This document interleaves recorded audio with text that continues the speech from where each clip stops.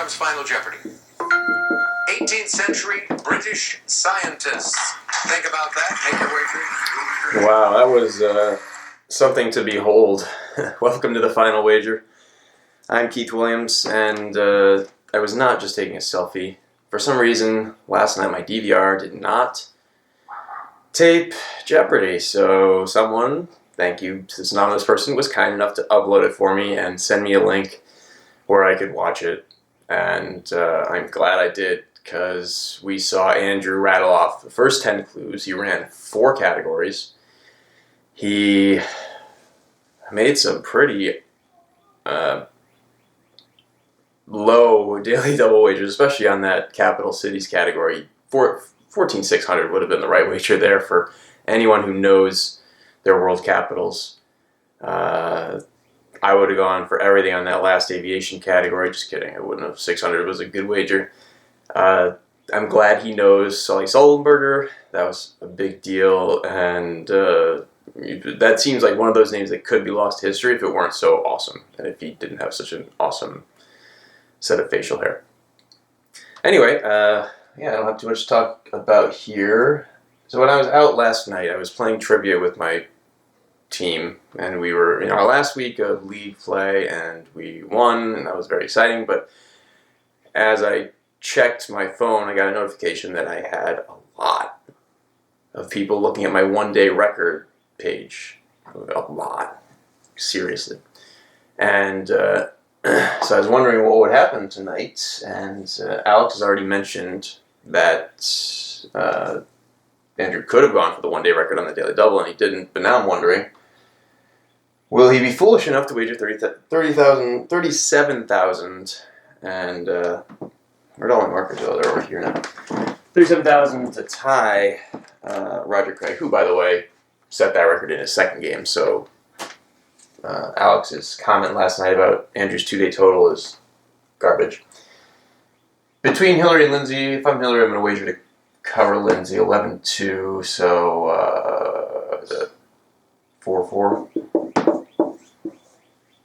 And if he's wrong, then he'll have 2,200, so Lindsey could wager up to 31.99. But I would want to cover a 0 wager, so I'd wager at least 12.01. Actually, I'd wager 24.01. And if I'm Hilary, I wager perhaps 1,200. Even. No ranges for him. I'll have to look at Hilary's piece on dogs later and also see whom he writes for, because that'd be interesting. He lives in New York, too. I don't have a remote. I have my phone, so let's put this on and see what happens. Well, now, how many famous 18th century British scientists can there be? A ton. This clue is going to narrow it down Joseph to one. Priestley. In 1705, he wrote, "And if it should then return, we shall have no reason to doubt, but the rest must return too." 30 seconds, players. Good luck. Turn.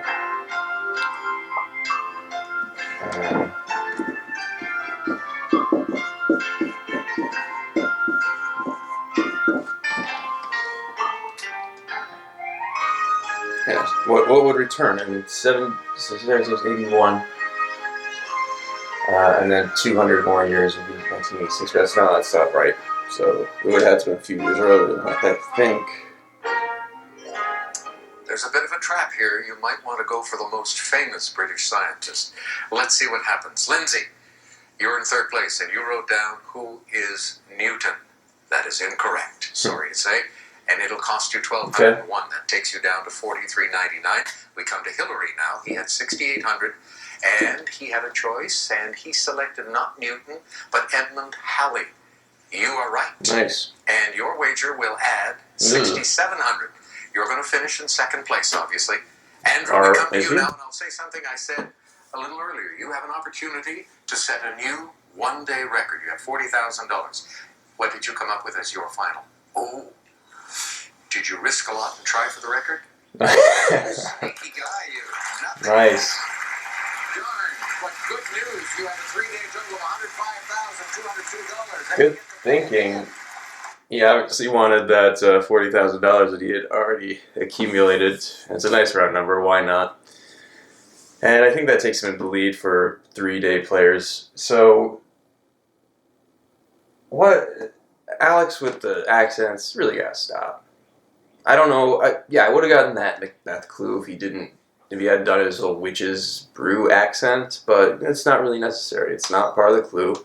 And if someone were reading this, say on J Archive, they wouldn't have that same information. I think it's got to be the same information whether you're watching it or listening to it, unless there's a video clue, or just reading it, straight text.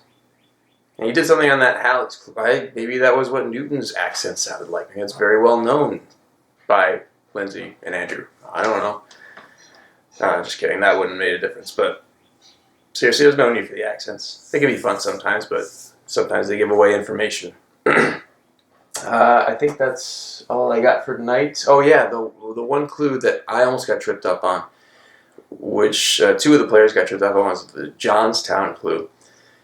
So Jonestown is only the place where that massacre happened. God, what was his name?